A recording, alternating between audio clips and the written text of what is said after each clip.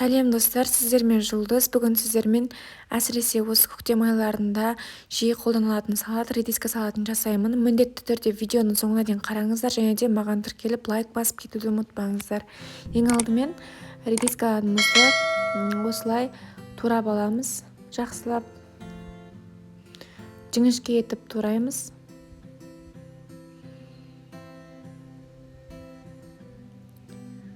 Сосын укропымызды алып майдалап турап шығамыз. Укроптың орнына көк пияз қолдансаңыздар да болады.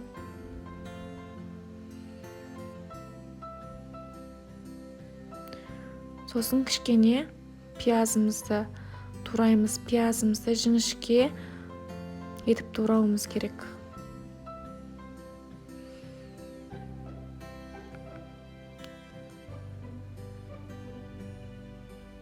Сосын сәбізімізді теркадан өткізіп, кішкене ғана салатымызға қосамыз. Дәміне қарай тұз себеміз, ерекше дәм береді.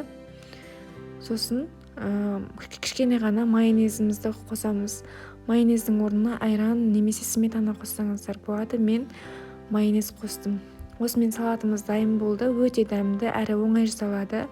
Достар, міндетті түрде менің каналыма тіркеліп, лайк басып, өз ойларыңызды қалдыруды ұмытпаңыздар.